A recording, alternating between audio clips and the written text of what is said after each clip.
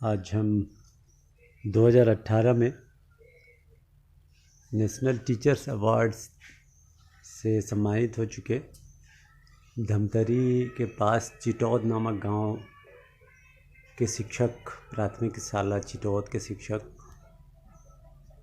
श्री ईश्वरी सिन्हा से मिलेंगे।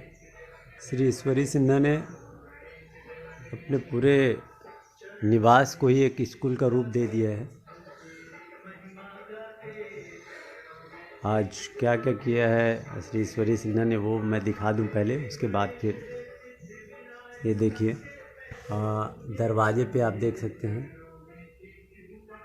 दरवाजे पे लाइब्रेरी का शेप, दीवालों को देख सकते हैं आप, दीवालों में भी ईश्वरी सिन्हा पूरी तरह समर्पित हैं बच्चों को लेकर, और अपने घर को एक स्कूल का रूप कोरोना काल में बना के रखे। बच्चों को यहाँ पर लाकर बाकायदा उन्होंने घर को एक स्कूल को रूप दे दिया है। अंदर के कमरे में देखते हैं, ये अंदर का कमरा है, देखा जा सकता है। ये चारों तरफ आपको बच्चों की पुस्तकें दिखाई देंगी। बच्चे इनके घर में एक पाठशाला, उनके स्कूल का जो वातावरण है वो अनुभव करते हैं। और पूरे कोरोना काल में जहाँ चारों तरफ स्कूल बंद थे, श्री ईश्वरी सिन्हा अपने घर में ही ये देखिए मॉनिटर के ये बड़े एलईडी के माध्यम से वो पढ़ाना सतत जारी रखे थे। वो बच्चों को विभिन्न प्रकार के प्रैक्टिस के लिए बाकायदा म्यूज़िक सिस्टम भी रखे हैं, ये देख सकते हैं आप, माइक वगैरह। तो आज उनसे हम बात करते हैं इस अभिनव प्रयोग को लेकर। तो स्वागत है श्री ईश्वरी सिन्हा जी आपका। मैं ये सब देखा तो मैं डॉक्टर प्रमोद शुक्ला हूँ, जगदलपुर से हूँ, आपका मित्र भी हूँ। ये आइडिया मुझे बड़ा आश्चर्यजनक लग रहा है। आप घर को एक स्कूल का, मतलब ये प्लान कैसे आया, मैं जानना चाहता हूँ, हमारे साथियों को भी पता चले जी। हाँ, चूँकि जो चीज़ आप देख रहे हैं तो मेरी सबसे बचपन से आदत है, मैं पुस्तकें बहुत पढ़ता हूँ। ये एक पहला शौक़ है। दूसरा, ये मेरा किराया घर तो है, लेकिन इन चीज़ों को कुछ हमेशा नया करने की आदत है मेरी जी। कोरोना काल के दौरान हो या उसके पहले भी हो, तो एक घर को खुद एक अपनी अध्ययनशाला व्यक्तिगत तौर पे मैंने डिज़ाइन किया था जी।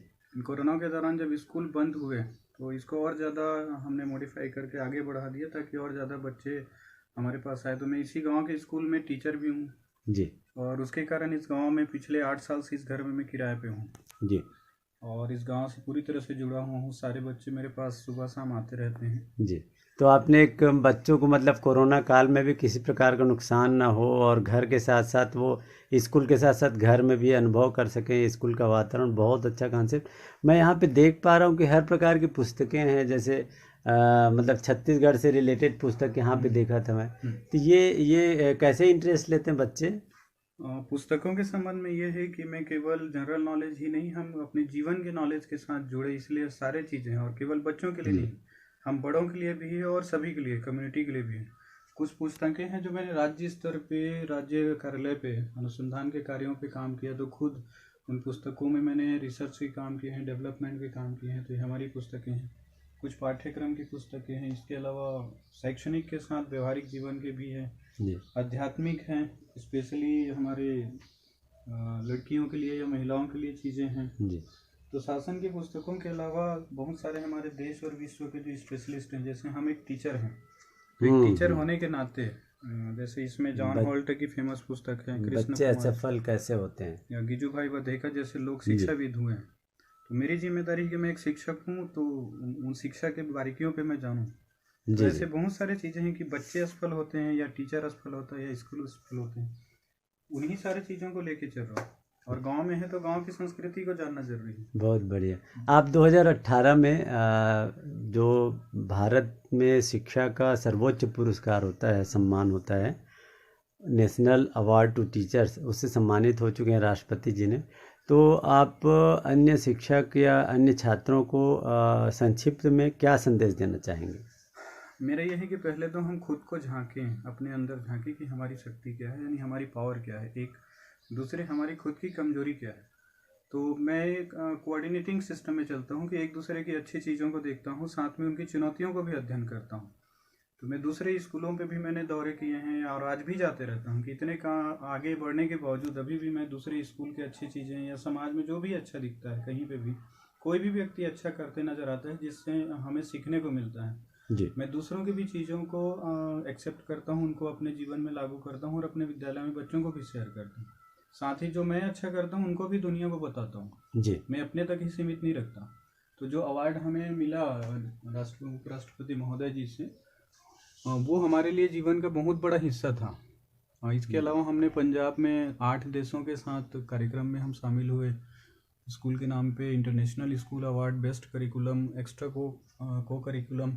साथ में हम बच्चों को आज के आधुनिक तकनीकी जो ज्ञान है, कोडिंग क्लास के नाम पे, इसमें भी इंटरनेशनल लेवल पे वर्ल्ड बुक ऑफ रिकॉर्ड के माध्यम से हम लंदन पे शामिल हुए। ये देखा जा सकता है आपने कोडिंग जो कि निजी क्षेत्र के स्कूलों में सामान्य तौर पे बच्चों को सिखाई जाती है, वो उससे आप अपने सरकारी स्कूल के बच्चों को एक्सपर्ट बना रहे हैं। बहुत बड़ी बात है ये।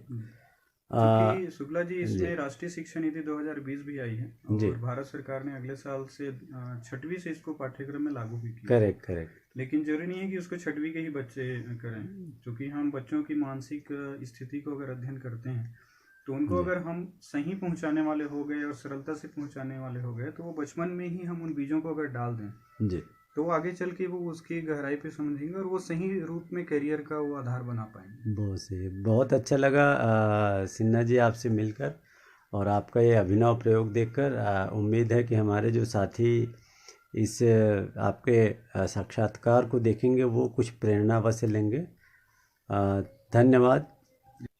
तो इस तरह से दोस्तों हम आज 2018 में राष्ट्रपति महोदय से पुरस्कृत सम्मानीय शिक्षक श्री ईश्वरी सिन्हा से मिले, जो कि शासकीय प्राथमिक शाला चिटौद में पदस्थ हैं। धमतरी के निकट ही यह गांव है, छोटा सा गांव है, वहां पे पदस्थ हैं।